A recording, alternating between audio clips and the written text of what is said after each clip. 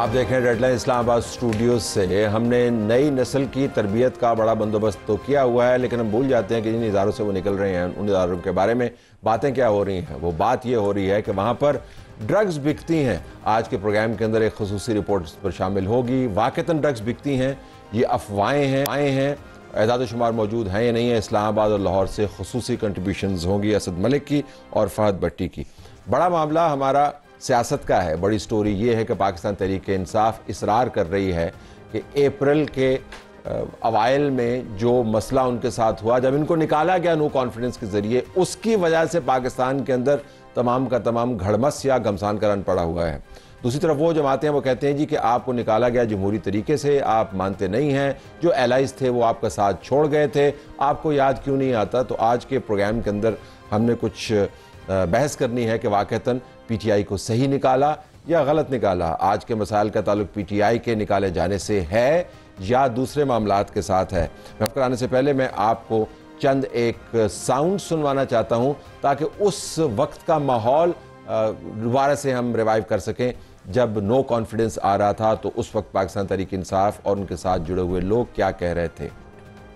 तहरीके अदम एतमाद नाकाम है, नाकाम है, नाकाम है, नाकाम है, नाकाम है। 172 आदमी इसका को बड़ा भी नहीं इकट्ठा कर सकता। किसी माई के लाल की जरूरत नहीं है कि वो इमरान खान के खिलाफ अदम एतमाद की तहरीक ला सके। वो आपस में खेल रहे हैं अक्कड़ बक्कड़ बम्बे वो, उनके पूरे नहीं हो रहे। सो ये अदम एतमाद इनका कामयाब नहीं होगा, बल्कि ये इमरान खान के ऊपर एतमाद प्लस हो जाएगा। शतरंज के खेल में जो आखिरी वार इन्होंने किया है, इंशाल्लाह वजीर आजम पाकिस्तान उसमें इनको चेकमेट करेंगे। ये अदम एतमाद की तहरीक जो है, इसने इंशाल्लाह ताला इसको शिकस्त होगी। ये एक्साइटमेंट के अंदर मिठाइयां खा लेते हैं, बाद में रोना शुरू कर देते हैं। The resolution for vote of no confidence against Mr. Imran Khan has been passed by a majority of the total membership of the National Assembly. और बस इंजीनियर खुर्रम तस्गीर खान साहब मौजूद हैं मुस्लिम लीग नवाज की तरफ से, बैरिस्टर उमर न्याजी साहब पाकिस्तान तहरीक इंसाफ की तरफ से, और पीपल्स पार्टी के एमएनए आगा रफीउल्लाह साहब। जब वो साउंड सुन रहे थे उस वक्त के स्पीकर का, तो वो टेबल यहाँ पर बजा रहे थे। आपका बहुत बहुत शुक्रिया। क्विकली उमर साहब, तो आपने मिसरीड किया ना उस वक्त तमाम माहौल को। देखिए, वोट ऑफ कॉन्फिडेंस एक कॉन्स्टिट्यूशनल मेजर ज़रूर है, ठीक है, और आ सकता है, किसी भी हुकूमत के ख़िलाफ़ आ सकता है, मगर जिस तरह से आए और जिस तरह की सपोर्ट दी जाए सिंध हाउस में, किस तरह से आए, मंडियाँ जिस तरह सिंध हाउस में लगी, बाहर से जो साइफर आया वो किसी से छुपा हुआ तो नहीं था, वो कोई इमरान खान के लिए तो नहीं आया था ना, वो किसी खास हल्के के लिए। अख्तर मेंगल साहब और मौलाना फजल रहमान जो आपके दाएं बाएं खड़े हैं, वो साइफर के जरिए और मंडियों के जरिए आपके खिलाफ गए। देखिए, क्रक्स जो मेन बंदे हमारे अपने तोड़े गए, वो किसने तोड़े? सिंध हाउस में गैदरिंग किस तरह से हुई, सबको पता था। अगर देखें कॉन्स्टिट्यूशनल मींस के ज़रिए होता तो आम लोग फिरते, लोग वोट कास्ट करते। ये जो ट्रेंड देखें चांगा मांगा का एम्पलीफाई होके आया, और आपने देखा लोगों ने कीमतें वसूल की, और आज तक उनकी अदायगियाँ हो रही हैं। अभी इस सेटअप में देखें जो लोगों की एडजस्टमेंट हुई है, क्या इनके अपने?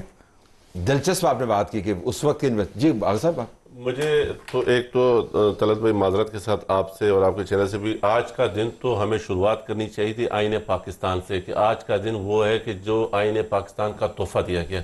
ये इंतशार की बातें, इस इंतशार की वजह से तो हम यहाँ तक पहुँचे, और उस सियाह वक्त को तो हम अभी तक भुगत रहे हैं।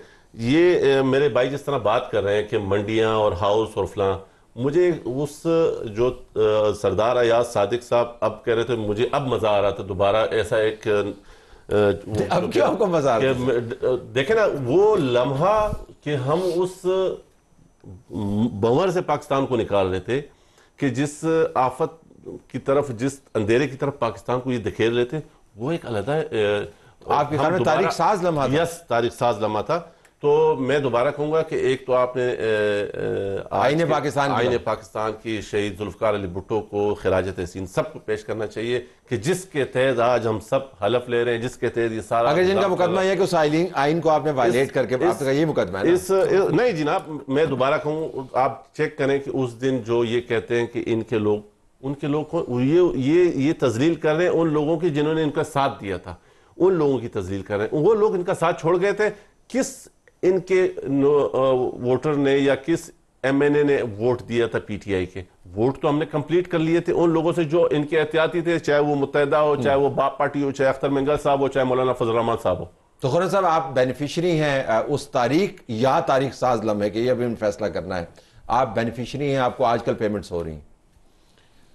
52 साल हो गए हैं आइन को ऑपरेशनल हुए हुए, आज 52वीं इसकी सालगिरह है। उस 52 सालों में सिर्फ एक वज़ीर आज़म को आइन के तहत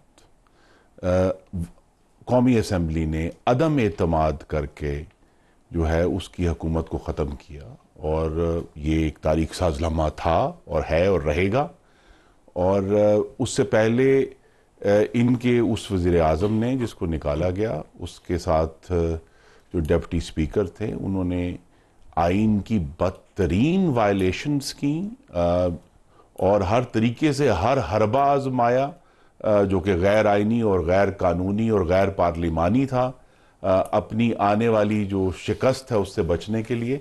लेकिन बिलाखिर वो दिन आ गया और वो लम्हा भी आ गया कि फिर पाकिस्तान की पार्लिमान ने आइन को इस्तेमाल करते हुए वज़ीर आज़म को। आपने 52 साल की बात की, हम पूरी तारीख का मुआयना करके बताएं। देखिए, आपको भी पता है कि जब इस्टेब्लिशमेंट चाहे तो नंबर तब्दील हो जाते हैं, इससे तो इनकार नहीं है ना। तमाम जमात, इनकी जमात के साथ ये हुआ, आपकी जमात ना, बात ये है तो इस्टेब्लिशमेंट ने हाथ खींच लिया तो ये गिर गए। मेरी इनसे गुजारिश फिर यही है कि जिन बैसाखियों के ऊपर ये खड़े थे, जब बैसाखियां नीचे से निकल गई तो ये धड़म से गिर गए। अब शिकायत किस बात? जरदारी साहब ने कहा था, अब शिकायत किस बात? तुम अपने वजन से गिरोगे। अब शिकायत किस बात की है भाई? अगर वो जिन बैसाखियों पर ये खड़े थे, और मैं आगा साहब की बात को जरा खुलकर कह देता हूं कि हमने अदम एतमाद में इनके किसी शख्स का वोट नहीं लिया था। हमारे पास अपनी मेजॉरिटी मौजूद थी जिसका हमने इजहार किया, और एक वज़ीर आज़म को आईनी तरीके से पार्लियामान ने चलता किया। तो ये वैसे आपके लिए मुश्किल हो जाता है डिफेंड करना होता, जब आपके अपने साथी आपको छोड़ के जाए, जिन साथियों ने आपकी हुकूमत को चलवाया। और इसी कर लूं नियाजी साहब के लिए, जिन लोगों की आपने अभी बीफर में चलाया था इंट्रो में कि जो कि नहीं होगा नहीं होगा, उन्हीं लोगों ने खान के बाद सबों ने क्या स्टेटमेंट दिया था, उनका वो चला दे तो नियाजी साहब को जवाब मिल जाएगा। जी गो अहेड। अच्छा देखें, कहने को तो नंबर खुद से पूरा किया, 26वीं आईनी तरमीम में भी नंबर तो खुद से पूरा किया, ठीक है। किस हरबे इस्तेमाल हुए वो सबको पता है, बंदे किस तरह से मान्य करवाया। नहीं, उसके अलावा हमारे बंदे नहीं, इन्होंने 5 इस्तेमाल किए जो इमरान खान के नाम पे वोट लेके आए। क्या आज वो उन्हें वजारतें नहीं दी हुई? इनके पार्टी में वो नहीं ज्वाइन हुए क्या? हमारी पार्टी में क्यों नहीं ज्वाइन हुआ?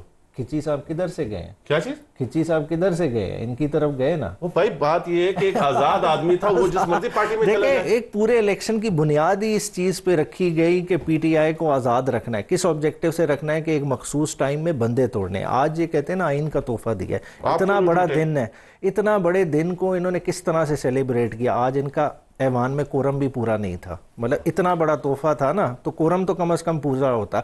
वहाँ तक कितना इन्होंने इस आइन को डिफंक्ट कर दिया है। देखें, ह्यूमन राइट्स वायलेशन 3 साल का इमरान खान को चले आपने निकाल दिया, चले निकाल के आपने इस मुल्क को क्या तोहफा दिया? आपने लोगों के घरों की इज्जतें पामाल की, आपने पीका लाए, कदगने लगाई, आपने इंटरनेट बंद किया, आपने क्या सिविल लिबर्टी इस मुल्क में रहने दी है कि नहीं रहने दी? बात है माशी प्रोग्रेस के तमाम काम किए जो आपकी हुकूमत ने किए। हमें दोनों पे एतराज है, नहीं हमें दोनों पे कंपैरिजन कर ले। बिल्कुल, हमने भी गलत किए होंगे, बहुत सारी चीजें शुरुआत में इन्होंने किया था, हिस्सा इन्होंने डाला, जितनी हम तकमील तक भी आपने बैलेंस कर सकते थे वो हमें पता है। आपने देखें, हमने चले कोई गलती की होगी, आपने तमाम चैनल्स को इस वक्त पीटीवी बना दी है। देखें, आपने आप बैठे हुए चैनल, वो तो हम भी पीटीवी पे बैठते हैं, मगर मसला ये कोई किसी एंकर को आप कितने चैनल पे नहीं देते।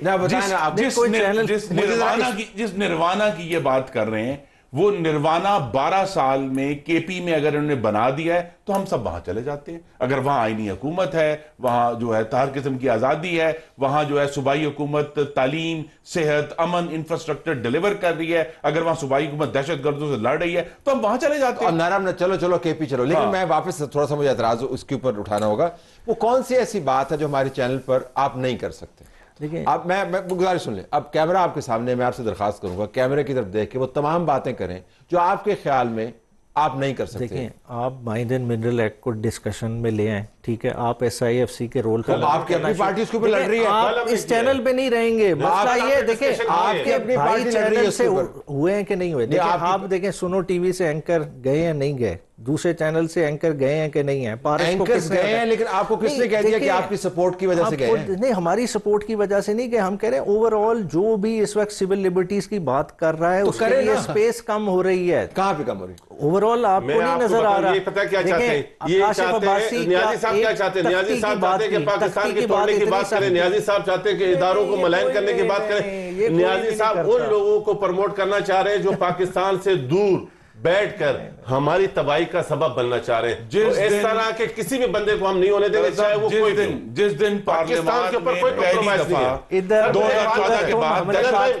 मुझे एक बात है, पाकिस्तान के ऊपर जो कॉम्प्रोमाइज करेगा वो हम में से कैसे होगा? अगर देखें इख्तिलाफ आज केनाल्स के ऊपर हमें इख्तिलाफ है ना, केनाल्स के ऊपर पाकिस्तान आपने स्टैंड लिया हुआ उसकी। पाकिस्तान मुस्लिम, देखें मैं थोड़ी सी मुझे 1-2 मिनट दिए। पाकिस्तान मुस्लिम लीग नून से हमें इख्तिलाफ है। क्या इख्तिलाफ है? वो अंदर हमसे बैठ के कहते हैं कि हाँ जी, इशारा किसी और तरफ करते हैं। जब बैठते हैं टीवी पे तो इनके मिनिस्टर साहबान कहते हैं इसी तनख्वाह पे काम करेंगे, मुस्कुराना, टीज करना, ये करना, वो करना।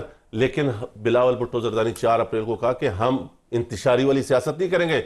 जो अडियाला जेल में बैठ के पाकिस्तान की तोड़ने की बात, जो अडियाला जेल में बैठ के IMF को खत लिखे, हमने पाकिस्तान और पाकिस्तान के इदारों के साथ खड़े होकर अपने हक के लिए बात करनी है। ये कैनाल हमारी शहरक है। मैं आपको एक चीज बताऊं, 7 तारीख को हमने एक इनसे कहा कि रेजोल्यूशन हम लेके आते हैं कैनाल्स के ऊपर। इनकी पार्टी ने इनकार किया, इन्होंने इनकार किया, मुत्तहिदा ने इनकार किया। मेरे पास वो रिकॉर्डिंग मौजूद है, मैं आपको दिखा सकता हूँ नेशनल असेंबली की। जब इन्होंने इनकार किया तो हमने नेशनल असेंबली में जमा करा दिया रिकॉर्ड के तौर पे 7 तारीख को।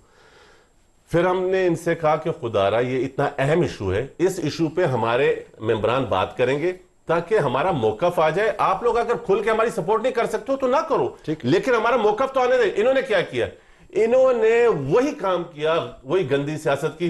आज जाके रेजोल्यूशन जमा करा दी। जमा कराइए भाई, जमा ना कराएं, हम आपको सपोर्ट कर रहे हैं। हमने 7 तारीख से जमा कराई, आप हमारा साथ दें, इसको पलटा दें, इस इशू को खत्म करें। ये एक गंद है जिसमें सूबा सिंध में एक इंतशार बन रहा है। देखें, हम समझते हैं कि आज भी इंशाल्लाह हम और इदारे मिलके, लेकिन पाकिस्तान मुस्लिम लीग नून इस टाइम PTI वाला काम ना करें कि हमें भी एक PTI की तरह तर्ज सियासत पे लेके जाए। इनको चाहिए वे आउट, वे फॉरवर्ड दें, ना कि हमें तंज करें, ना कि हमें अच्छा, मैं देखिए एविडेंस की बात करता हूं। मैं एविडेंस देखें, ये जो कैनाल वाला मामला आपको पता है कि ये इस्टेब्लिशमेंट इंडोर्स प्रोजेक्ट है। ये गवाही ऊपर पीपल्स पार्टी ने बात की। आपने जिक्र किया माइंस एंड मिनरल्स, ये स्टेटमेंट के माइंस एंड मिनरल्स एक्ट में मुजवजा तरमीम के खिलाफ माफिया सरगर्म अमल है। बैरिस्टर सैफ की है ये स्टेटमेंट। ये याद है ना जब मैं आप लोगों के पास आया था, मिन्नत कर रहा था, तो हमने रेजोल्यूशन जमा कराई। यार जब मैंने जमा कराई उस दिन मैं मिन्नतें करता रहा। रेजोल्यूशन एक ही टॉपिक पे डिफरेंट आ सकती है। हमारा रोल देखिए, ये क्या बात हुई? टॉपिक एक है, इशू एक है, लेकिन आपने सियासत करनी। हमने कहा ये देखें, मैं इनकी मिन्नतें तोड़ियों को हाथ लगा रहा था कि खुदा के लिए, खुदा के लिए इस पार्लियामेंट को हम इस मसाइल के, आपने एक ही रेट लगाई है, कैदी नंबर फलां, कैदी नंबर फलां। भाई हम इतराज नहीं, आप निकाले खान साहब को, लेकिन ये अवामी इशूज के ऊपर योर टेक ऑन दिस। ये नादा सजदों में गिर गए जब वक्त क़याम आया। मुझे वो दिन याद है पार्लियामान में जब दहशतगर्दी के खिलाफ पहले कवानीन पास हो रहे थे और इन्होंने वोट डालने से इनकार कर दिया और ये वहां से गायब हो गए। तो इनका तो यही रोल है कि जब भी कोई सीरियस मामला आएगा, इनकी अपनी सियासत है, वो उसको इसको चमकाते रहेंगे। लेकिन जहां मेरे ही सिर्फ इनसे जो असल इख्तलाफ है कि इस तमाम डिस्कशन में जो हम सियासत के बारे में करते हैं, पाकिस्तान के आवाम के मसाइल का हल किधर है भाई? क्या पाकिस्तान के आवाम का मसाइल सिर्फ वो एक शख्स है जो वहां बैठा हुआ है डियाला? क्या पाकिस्तान के मसाइल आप इख्तिलाफ कीजिए ना। वे फॉरवर्ड के हवाले से हमें चाहिए कि इस तरह के लोग वापस आ जाएं। आप मिनरल्स एंड माइंस एक्ट में आप अपनी अमेंडमेंट्स प्रपोज करें। आप बजट के वक्त तो ये सिर्फ बजट सेशन में ये सिर्फ बलवा करते। अच्छा मुझे आप सवाल को पलटाने दीजिए। लेकिन सिर्फ ये एक चीज है कि पाकिस्तान मुस्लिम लीग नून, मियां मोहम्मद शहबाज शरीफ साहब अपने इर्द गिर्द देखें कि वो कौन लोग हैं जो पाकिस्तान पीपल्स पार्टी को पाकिस्तान तहरीक इंसाफ की तर्ज सियासत पे लड़वाना चाह रहे हैं। माजरत के साथ उसकी इन जैसे लोग देखें, इतनी बातें हो रही है, ये उस तरफ क्यों नहीं जा रहे? ये चाह नहीं रहे कि कोई एक इनके जब वो मिनिस्टर जब कहते हैं कि उसी तनख्वाह पे काम करेंगे, मिस कर रहे हैं, हंस रहे हैं, वे फॉरवर्ड नहीं दे रहे इश्यूज के ऊपर। आगा साहब, आप मेरी भी गुजारिश सुन लें। मियां मोहम्मद शहबाज शरीफ को जो मैंडेट मिला है वो इर्द गिर्द देखने का नहीं है, सिर्फ सामने देखने का है। आप खाओ उनको इर्द गिर्द में ना उलझाएं, उनको सामने देखे। वे फॉरवर्ड ये है कि पाकिस्तान में अब बात अगर हम सीरियस डिस्कस, पाकिस्तान में वफाक का कोई पानी नहीं होता, वफाक पानी सूबों का है। यस। तो लिहाजा अगर जो भी डिस्कशन होनी है, बेहतर तरीका यही है कि पंजाब और सिंध अपनी एक टीम दोनों बनाएं और उसको पहले गैर रस्मी तौर पर डिस्कस करें, इश्यूज को थ्रैश आउट करें। 91 का रिकॉर्ड इस तरह क्या है? नहीं, उसमें देखिए, उसमें जो चेंज आया वो ये है कि 91 का रिकॉर्ड पाकिस्तान में खास पानी की तकसीम का था, सबका पानी कम हो गया, सिर्फ सिंध का पानी कम नहीं हुआ, केपी का पानी भी कम है, बलूचिस्तान का पानी भी कम तो है। उस कम पानी में हमें किस तरह डिवीजन करनी है, और ये जो इशू है, क्या इशू ये है कि अगर तो पंजाब अपने हिस्से में से डाइवर्ट कर रहा है, नहीं सर, तो पंजाब को उसका पूरा उसका आसान तरीका है। उसका आसान, जब आप खुद मानते हैं कि पानी कम हुआ है, तो सीसीआई का 10 साल से एजेंडा पड़ा हुआ है, आप क्यों नहीं कर रहे? एक मिनट, मैं इसी तरफ मैं इसी तरफ आ रहा हूं, पंजाब और सिंध में बैठ आपको क्रैश आउट कर लें और फिर सीसीआई का इजलास आपको इजी हो जाएगा। देखें, मेरी बात सुने। अच्छा, हम ये नहीं कहते, उसमें भी अभी आप देखें ना कि जो इस तरह के जो मेंबरान है ना, इस टाइम आप देखेंगे ना तो आप खुद हंस पड़ेंगे। केपीके से गंडापुर, सिंध से मुराद अली शाह, बलूचिस्तान से सरफराज बुख्टी, बाकी मेंबरान के नाम ये बता दें तो मैं मान जाऊंगा। मियाँ शहबाज शरीफ, ख्वाजा आसिफ साहब, डिप्टी प्राइम मिनिस्टर साहब डार साहब, एक और पंजाब से, और फिर मरियम बीबी। तो फिर आप देखें ना, इस तरह अगर आप करेंगे, अभी से ही अगर आपने लाइनअप ऐसा कर लिया तो एक बात बताओ, सिंध की पानी, आप मुझे एक बात बताएं, ये इस्लामाबाद 50 लाख की आबादी नहीं है, यहाँ 2 डेमो से फिलहाल पानी की सोर्स है, आप तरबेला से लेके आ रहे हैं पानी, एक और लाइन, हमें एतराज नहीं है, मिलना चाहिए पानी का, लेकिन कराची शहर किसी को भूल रहा है? 4 करोड़ के करीब की आबादी है। अच्छा, हैदराबाद से गुजारिश है कि पीपल्स पार्टी को जो हमारी दावत है, आए और वजारत पानी संभालें। अच्छा, चलिए ठीक है, वापस आए। अब उमैर साहब देखें, मैंने कोई इंटरफेयर नहीं किया, मैं जानबूझ के एक एडिटोरियल नुक्ता एस्टैब्लिश करना चाहता था। ये वो प्रोजेक्ट है जिसके बारे में आपने भी जिक्र किया ज़िमनन कि ऐसे मौज़ूआत अगर छेड़े जाएं तो नौकरियां चली जाती हैं। You have an open debate. वो एक ऐसी जमात है जिनके बारे में आप कहते हैं बेनिफिशियरी है एस्टेब्लिशमेंट, वो उन्होंने एक ऐसे प्रोजेक्ट को टेक ऑन किया हुआ है।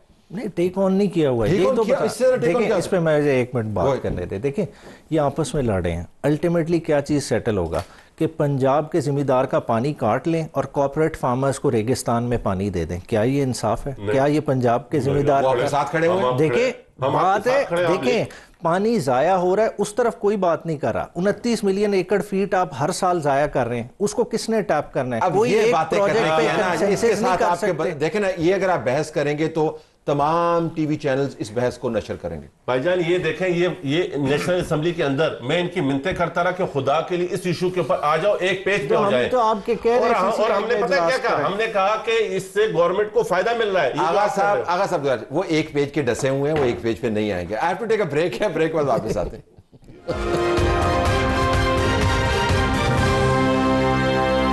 पीटीआई का निकाला जाना क्या एक बहुत बड़ा भयानक सानहा था या उसके जरिए पाकिस्तान आज़ाद हो गया? अगर मैं खुर्रम साहब आपसे बात का आगाज़ करूं कि बहस को पलटा देते हैं, अगर पीटीआई को वोट ऑफ कॉन्फिडेंस के जरिए ना निकाला जाता तो ये अपने वजन पर हकीकत में गिर सकते थे। इनके बहुत सारे करीबी जो लोग हैं, सेंट्रल लोग हैं, केपी से इनका ताल्लुक है, उन्होंने हमें खुद बताया था कि उस वक्त अगर इंतखाबात होते तो 18 से ज़्यादा सीटें नहीं ले सकते थे। तो आपने तो रिवाइव किया ना। बेसिकली इनको तो खुश होना चाहिए कि वोट ऑफ कॉन्फिडेंस के जरिए, नो कॉन्फिडेंस के जरिए उनको निकाल दिया गया। जी देखिए, इसमें 2 इश्यूज हैं। एक तो यह कि सियासी तौर पर आपकी बात बिल्कुल दुरुस्त है कि अगर उस वक्त सियासी जो मूड था अवाम का, उसको इस्तेमाल करते हुए इनको नो कॉन्फिडेंस करते ही इलेक्शन करा दिया जाता तो फिर इनको बहुत कम नुमाइंदगी मिलनी थी। लेकिन उस वक्त पाकिस्तान पीपल्स पार्टी और मुस्लिम लीग नून के कायदीन ने बैठकर जो भी गुफ्तगू की आपस में, उन्होंने डिसाइड किया इकोनॉमी और मैशत को देखते हुए कि एक चीज़ थी जो उस वक्त की हुकूमत जो थी, बानी चेयरमैन की निगरानी में लिटरली काले कुएं में पाकिस्तान को धकेला गया था। फर्स्ट फॉरेन अफेयर्स के हवाले से कि पाकिस्तान के अपने तमाम पार्टनर्स और जो उसके पुराने दोस्त हैं, सबके साथ ताल्लुकात बदतरीन सतह पर थे, जो कि पाकिस्तान की इकोनॉमी पर भी असरअंदाज। आई थिंक एक चीज़ जो अभी तक इनकी चार्जशीट में लिखी नहीं गई और अब आई है सामने कि उस वक्त जो 2021 की मौसम खज़ां में पाकिस्तान तहरीक तालिबान को वापस लाना इस मुल्क में 21 में अप्रैल 22 में, वो पाकिस्तान की जो स्ट्रेटेजिक हिस्ट्री है उसमें एक फाश तरीन गलती है, जिसके बानी चेयरमैन भी जिम्मेदार है, उस वक्त की अस्करी क़यादत भी जिम्मेदार, और वो बंदा भी जो जिसने कंधार में एक cup of the T show किया था, जो आजकल अपने चीजों को भुगत रहा है। अगर हम उस टाइम ना जा रहे तो इनका वो खौफनाक मंसूबा जिसकी तरफ ये जा रहे थे कि एक ये पार्लियामान की नेशनल सिक्योरिटी कमेटी की मीटिंग के सामने सबके सामने रखा गया था, आप सबने उसको इंडोर्स किया था। ऐसे ना करें ना, ये वाला प्लान,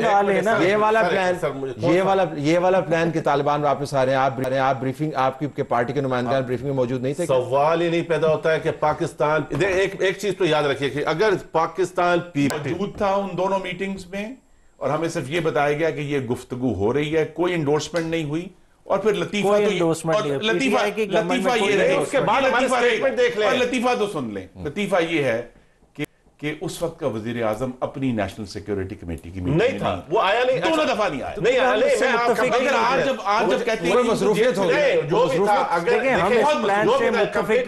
पाकिस्तान पीपल्स पार्टी आप कहें जो आप कहेंगे ना, उल्टा इल्जाम लगा देना, लेकिन पाकिस्तान पीपल्स पार्टी खवारिज को, तालिबान को, दहशतगर्दों को सपोर्ट करे, नॉट एट ऑल। ये भी हो नहीं सकता, ये हो नहीं, हमें से बताया गया कि ये पॉलिसी हम ये समझते हैं ठीक। आप इससे खुशकिस्मत है कि वोट ऑफ नो कॉन्फिडेंस के जरिए निकालेंगे तो आपको गुड्डी चढ़ गई, आपको खुश होना चाहिए। हम तो इन्हें 6% ग्रोथ पे इकोनॉमी दे के गए, इनके तो रालें टपक पड़ी जब इन्होंने बागें संभाली, और उसके बाद मईशत का जो हशर नशर किया वो आपके सामने है। देखें, मनफी में गई है, हमारा ग्रोथ रेट अब 0 से ऊपर जा रहा है, लार्ज स्केल मैन्युफैक्चरिंग कॉन्ट्रैक्ट कर गई, इस वक्त भी नेगेटिव में है। आज जो किसान का हाल है वो इमरान खान के दौर में हाल नहीं था, आज भी किसान दोबारा सड़कों पे आ रहा है। पिछले साल इतना बड़ा स्कैंडल हुआ, आपकी इंटरिम गवर्नमेंट ने $1 अरब से ज्यादा की गंदम इंपोर्ट की जब जरूरत ही नहीं थी, वो किसने पैसे खाए? उसमें ये जरूरत ही नहीं कर रहे। इंडोर्स क्यों कर रहे हैं किस चीज को? इकोनॉमी की ग्रोथ। देखें इकोनॉमी की ग्रोथ किधर है? अभी तो देखें कशकोल लेके फिर रहे हैं एक जगह से, लेके घूम रहे हैं। आप देखें $7.5 अरब का, आज भी हम ट्रेड की बात कर रहे हैं, आज भी हम ट्रेड की बात कर रहे हैं, हम कह रहे हैं, देखें मेरी बात सुनो, आप कशकोल लेके नहीं घूम रहे थे? देखें हमने उससे बाहर लेके आ गए, इसको गाड़ी चला के इमरान खान साहब देखें ड्राइविंग करते थे, आप तो ड्राइविंग करते थे। इन्होंने तो टर्की अर्दोगान की गाड़ी चला के बराबर कर दी। गवर्नमेंट ने सऊदी अरब से निगोशिएट किया था, मैं बता देता हूं, नवंबर 21 में, जिसमें पहली दफा लिखा सऊदी अरब के साथ तो हमारे एग्रीमेंट इस तरह के हुआ ही नहीं।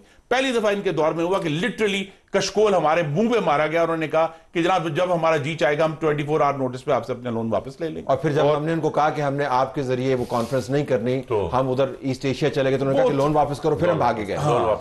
देखिए हमने मईशत को पैर पे खड़ा किया। आप देख लें आज कोई सेक्टर उठा के देख लें, किसी एक सेक्टर की बात कर देना, रियल एस्टेट बता दें, ठीक है, आप कोई और ग्रोथ का कोई सेक्टर, मतलब स्मॉल मीडियम एंटरप्राइज उठा के देख लें, स्मॉल मीडियम एंटरप्राइज को कर्जे उल्टा घट गए हैं। इस पिछले 2 माह की रिपोर्ट उठा के देख लें, आज आपकी सैलरीड क्लास की क्या हाल है, वो अपनी 3-3 महीने की तनख्वाहें प्लेज करके लोन उठा रहे हैं। देखें आम बंदे की हालत जार देखें, खाली ये सुर्खी पाउडर से काम नहीं चलता कि आपने 2 निर्वाणा आ गया है, हम सब वहां सरप्लस में है। नहीं मैं तो यही कह रहा हूं, हम वहां चले जाते हैं, वहां से लोन सरप्लस में सुबह हम सब वहां जाके लोन्स ले लेते हैं। अगर वहां उनके पास इतना सरप्लस है ऑफिशियल तो हम वहां जाके जो भी मिडिल क्लास है, सारे बिजनेसमैन है, वो जाके अकाउंट खोल लेते हैं और वहां से लोन ले लेते हैं। Okay, I have to leave it there. आप तीनों का बहुत शुक्रिया, हमारा प्रोग्राम जारी है, स्टे ट्यून्ड फॉर दैट।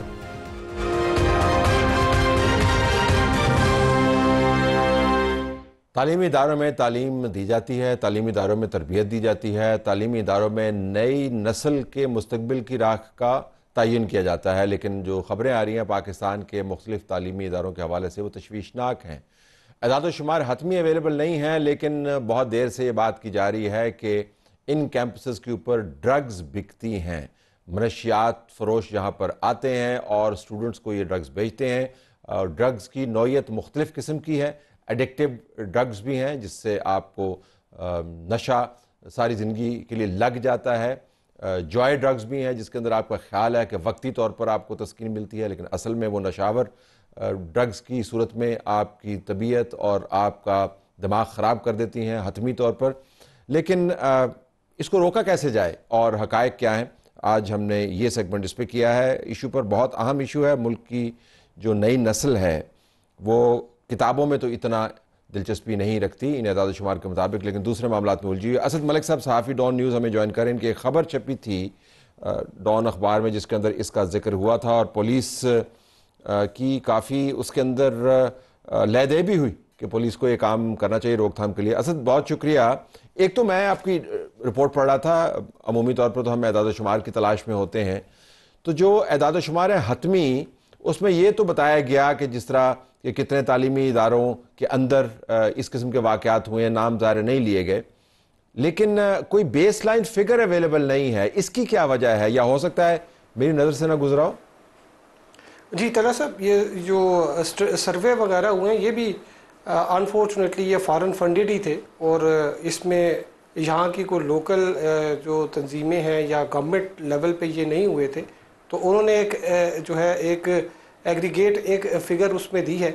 और इसमें जो आपने ये इस्लामाबाद के जो ये एजुकेशन इंस्टीट्यूशंस वगैरह हैं और जो पुलिस की जो रिपोर्ट है, इस हवाले से एक मैं आपको एक बड़ी दिलचस्प बात ये बताऊं कि इस्लामाबाद वो शहर है कि यहाँ पर जो पुलिस की परसेंटेज है, यानी कि अगर बाकी सूबों में 500 अफराद के ऊपर एक पुलिस का कांस्टेबल होगा, तो इस्लामाबाद में वो 100 के ऊपर जो है, यानी कि यहाँ पर परसेंटेज जो है वो ज़्यादा है। यहाँ पर 100 अफराद के ऊपर एक कांस्टेबल है, तो परसेंटेज जो है वो ज़्यादा है। लेकिन ये अफसोसनाक बात है कि ये ज़्यादातर VIP ड्यूटीज़ या दीगर उसमें वो लगे होते हैं। जो जहाँ तक आपने परसेंटेज की बात की थी, तो उसमें एक उन्होंने बस एक सानवी सा एक आप समझ रहे कि एक वो किया है कि कुछ 60% उन्होंने बताया कि ये हाई एंड के जो स्कूल हैं, एलीट स्कूल्स हैं, अब वहाँ पर ये चीज़ जो है वो की जा रही है। जैसा आपने भी बताया था कि इसमें जो ये ड्रग्स हैं इससे बंदे की दिमागी हालत कैसी हो जाती है, तो आप देखते होंगे कि ये जो नूर मुकद्दम का एक केस था ज़ाहिर जाफर का, तो उसमें भी जो है वो जो मेडिकल कुछ रिपोर्ट्स आई थी, तो उसमें भी ये चीज़ थी कि ये यहाँ पर ड्रग्स वगैरह भी करते हैं। और बाकी जहाँ तक बात रही पुलिस की, तो उन्होंने जिस तरह से अपनी रिपोर्ट में एक मैंने वो सारी रिपोर्ट भी पढ़ी, उन्होंने बिल्कुल जो है इसको एक लाइट से एक लिया कि जिस तरह बाकी जिस तरह गदागरी है या इस तरह लोग भीख मांगते हैं, वैसी कोई इस तरह का भी ये भी एक जो है ये एक क्राइम है। तो उन्होंने कहा जी कि हम VIP उसमें होते हैं। उस पर जो इस्लामाबाद हाई कोर्ट के जो जज ये केस सुन रहे हैं, राजा इनाम अमीन मिनाज, ये बड़ी एक शायद अच्छी बात यह कि वो ANF के प्रोसिक्यूटर जनरल भी रहे हैं। अभी वो को 2-3 माह हुए हैं उनको एलिवेट हुए हुए, तो उनको ये जो ड्रग्स हैं और उनके जो इफ़ेक्ट्स हैं और जो केसेस हैं उनके बारे में बड़ा अच्छी वो उनको वाकफियत है। अच्छा असद, इसमें एक अगर मैं वापस जाऊँ तो कुछ एदाद शुमार तो ज़ाहिर हैं कि 2019 से लेकर अब तक मनशियात के 577 केसेस आए, 220 किलो चर्स बरामद हुई, 20 किलो हेरोइन बरामद हुई, 6,615 बोतलें बरामद हुई। लिखा वो बोतलें बरामद हुई, या बोतलें खाली बोतलें थीं, ये बोतलों के अंदर क्या था वो एक अलग बात है। लेकिन आपको याद होगा कि शहरियार अफरीदी साहब ने एक मतलब फैंटास्टिक क्लेम दिया था। फैंटास्टिक मैं दोबारा इस वजह से कहूँगा कि तशवीशनाक तो पहले बहुत था, लेकिन उसके लिए कोई सपोर्टिंग एविडेंस नहीं क्रिएट किया गया कि 75% लड़कियाँ जो हैं वो आइस का नशा करती हैं, 45% इस्लामाबाद के स्कूलों के लड़के जो हैं वो आइस का नशा करते हैं। These are high percentages. अच्छा, चूँकि मैं ख़ुद तदरीस की शोबे से मुंसलिक हूँ, स्कूलों में मैं पढ़ाता हूँ, मैं ये नहीं कहता कि मेरे पढ़ाने के दौरान जो मेरा मुशाहिदा है वो हतमी है, लेकिन हमने कहीं ना कहीं जाकर ये नंबर्स जो हैं उनको पिन डाउन करना है, क्योंकि जब हम पेरेंट्स के सामने ये बात करते हैं तो सब बहुत तशवीश में मुब्तला हो जाते हैं कि क्या वाक़तन तालीमी इदारों की यही हालत है। तो इस नंबर को कहीं ना कहीं तो हमें सामने लाना होगा ना, ये कैसे किया जाए? अच्छा तला साहब, ये एक बड़ा मुश्किल एक है, क्योंकि यहाँ पर लोग नशा तो करते हैं लेकिन वो इसको छुपाते भी हैं, अपने घर वालों से भी छुपाते हैं। ये एक जो सप्लायर होते हैं इनके पास नंबर्स होते हैं, ये जो ड्रग्स जो पेडलर्स हैं इनके पास नंबर्स होते हैं, इनके पास अगर इनको पकड़ा जाए और इनसे जो है इंफॉर्मेशन ली जाए तो इनके पास एग्जैक्ट फिगर्स होते हैं, क्योंकि ये सप्लाई उतनी ड्रग करते हैं कि जितने इनके यूज़र्स होते हैं। और इसमें एक और बड़ी अफसोसनाक और बड़ी के खौफनाक बात मैं आपको बताऊं कि मैं कल अपने किसी सोर्स से बात कर रहा था, तो उसने बताया कि ये जो ड्रग पेडलर्स हैं ये इनके साथ पुलिस के साथ न सिर्फ राब्ते में रहते हैं बल्कि ये नंबर्स भी एक्सचेंज करते हैं। और कुछ पुलिस के अफसरान और एहलकार जो हैं ये खुसूसन जो ख़वातीन नशा करती हैं उनके नंबर्स ये बजाय इसके कि ये उन लोगों को पकड़ें और ये रोकें, ये उन ख़वातीन के उन बच्चियों के जो हैं जो यूनिवर्सिटी के स्टूडेंट्स हैं उनके नंबर लेके ये जो मनशियात फरोशों से उनको कॉल्स करके उनको ब्लैकमेल भी करते हैं। अब्यूज ऑफ इंफॉर्मेशन तो है, लेकिन हमें इल्म नहीं है कि किस कैंपस के ऊपर कितने लोग मौजूद हैं। पुलिस के पास ये मालूमात होनी चाहिए। क्विकली अगर मैं आपसे जान पाऊँ तो ये पुलिसिंग का मामला तो नहीं है। मैंने आपकी रिपोर्ट भी देखी और जज साहब के कलमात भी मैंने उसमें पढ़े, तो पुलिसिंग का मामला तो नहीं है। तो ऑन कैंपस जिम्मेदारी जो है वो कैंपस की की इंतज़ामिया की जिम्मेदारी है। ये तालीम से मुंसलिक जितने इदारे हैं मिनिस्ट्री समेत, ये उनकी जिम्मेदारी है, ये पेरेंट्स की जिम्मेदारी है। लेकिन मुझे लगता है कि पुलिस के ऊपर इसको पुलिसिंग वाला मामला बना के ज़रा ज़्यादा ही वजन डाल दिया गया। नहीं, इसमें ANF जो है उसकी भी एक वो जॉइंट एक वो बनी हुई है, लेकिन पुलिस का ये है कि जो ड्रग पेडलर्स हैं वो स्कूल्स और कॉलेजेस के अंदर नहीं होते, वो बाहर किसी कोने में नुकर पे खड़े होंगे, कोई किसी ने रेडी लगाई होगी, किसी ने कोई छोटी मोटी को दुकान शुकान बनाई होगी, लोग वहाँ से लेते हैं।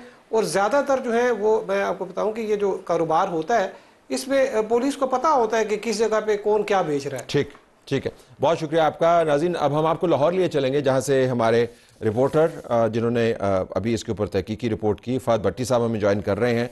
वहाँ से भी आदाद शुमार कुछ ऐसे ही हमें मिल रहे हैं। फ़हद, आपका बहुत शुक्रिया। मैं आपका बीपर भी सुन रहा था, उसमें आपने तफसील के साथ बताया, कुछ आदाद शुमार हमारे सामने भी, लेकिन यहाँ पर भी बरामदगियाँ ज़्यादा हैं कि कितनी किलो चर्स बरामद हुई।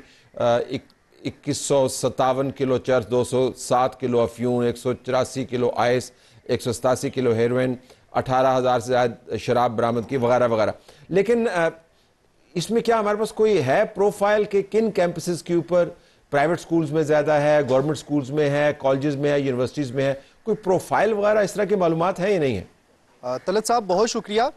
ये बेसिकली जो डिटेल्स CCP ऑफिस की तरफ से जारी की गई है, लाहौर पुलिस की के ऑफिस की तरफ से जो जारी की गई है डिटेल्स, ये बेसिकली सिर्फ तालीमी इदारों की नहीं है, बल्कि ये ओवरऑल जो पूरे लाहौर से इन्होंने क्रैकडाउन किया, मुख्तलिफ ऑपरेशन किए और जगह जगह जाके इन्होंने मनशियात फरोशों के खिलाफ क्रैकडाउन किया। ये डिटेल्स वो बताई गई हैं कि रवां साल में अभी तक 3000 से ज़ायद मुलजिम गिरफ्तार किए हैं और 3036 मुकदमात दर्ज किए गए हैं ड्रग पैडलर्स के ऊपर। ये बेसिकली ओवरऑल पूरे लाहौर की इंफॉर्मेशन है। ख़ास तौर पे अगर तालीमी इदारों की बात की जाए तो पुलिस ज़राए ये कहते हैं कि जो ख़ास तौर पे लाहौर में तालीमी इदारे हैं, जो प्राइवेट एजुकेशन सेक्टर्स हैं, वहाँ पर ये मंशियात जो है वो ज़्यादा सप्लाई की जाती है। नो डाउट के ईद की छुट्टियों में पंजाब यूनिवर्सिटी के हॉस्टल में भी एक ग्रैंड ऑपरेशन हुआ। वो ऑपरेशन तो खैर जो वहाँ पे गैर कानूनी तरीके से हॉस्टल्स में तलबा तालिबात रह रहे हैं उनके खिलाफ था, लेकिन उस हॉस्टल में भी ऑपरेशन के दौरान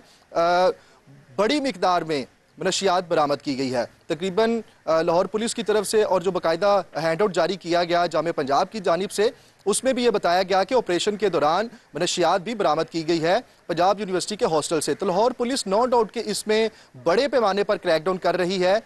जैसे कि आपने भी बताया, फैक्ट्स एंड फिगर जो हमने आपके साथ शेयर किए वो भी आपने भी जिक्र किया कि 200 किलो से ज़ायद जो है वो हीरोइन बरामद की गई रवां साल में अभी तक, और उसके अलावा 2000 किलो से ज़ायद चर्स बरामद की गई है लाहौर में अभी तक। अच्छा, ये बताइएगा, हम तालीमी इदारों के हवाले से बात करते हैं क्विकली अगर हम इसके ऊपर रहें तालीमी इदारों, तो तालीमी इदारों के ऊपर क्या पुलिस के डिपार्टमेंट के पास कोई प्रोफाइल अवेलेबल है फीसदियत के एतबार से कि जी जितना ड्रग्स का मसला है उसमें से 3% तालीमी इदारों में है, 10% तालीमी इदारों में है? क्योंकि मैं दोबारा दोहराऊंगा कि बहुत ही तशवीश होती है वालिदैन को, रिश्तेदारों को, और वो तलबा और तालिब इल्म जो जाते हैं, तालिबात जो वहाँ पर जाते हैं, और उनकी रेपुटेशंस भी एट स्टेक हो जाती हैं क्योंकि सबके ऊपर शक की नज़र डलती है। तो ऐसा कोई प्रोफाइल अवेलेबल है या नहीं है? देखिए तलत साहब के नो डाउट के पुलिस के पास ये प्रोफाइल ज़रूर है, लेकिन पुलिस इसको बाकायदा तौर पे जाहिर नहीं करती। ज़राए की जानिब से ये बताया जाता है कि ख़ास तौर पे जो प्राइवेट तालीमी इदारे हैं वहाँ पर मनशियात जो है वो ज़्यादा सप्लाई की जाती है और वो सप्लाई करने के तरीक़ाकार मुख्तलिफ होते हैं। नो डाउट के सरकारी तालीमी इदारों में भी सप्लाई की जाती है मनशियात, लेकिन वो डायरेक्टली तालीमी इदारों के अंदर सप्लाई नहीं की जाती। तालीमी इदारों के बाहर कोई दुकान हो सकती है, ख़ास तौर पर कोई ऐसी जगह हो सकती है, कोई छुप छुपा के वो लोग सप्लाई करते हैं। और ख़ास तौर पर महकमा एजुकेशन की जानिब से और पुलिस डिपार्टमेंट की जानिब से भी लाहौर के तमाम तालीमी इदारों के 1 किलोमीटर के फासले पर किसी भी, जिसे हम पंजाबी में खोखा कहते हैं, जहां पर पान सिगरेट। आपका बहुत शुक्रिया, ये बड़ा ही अहम इशू है। मैं दोबारा इसरार करूंगा कि इससे मुतल्लिक जो हतमी एदाद शुमार हैं उनका इजरा होना चाहिए, प्रोफाइल डेवलप होना चाहिए। अगर कोई ख़ास इदारे हैं जहाँ पर ये मसला मौजूद है तो उनको आइडेंटिफाई करना चाहिए, सिर्फ हवा में बातें नहीं करनी चाहिए। लेकिन मसला है जिस तरीके से अभी तक बयान किया गया बहुत ही अर्जेंट। इजाज़त चाहते हैं, अल्लाह हाफ़िज़।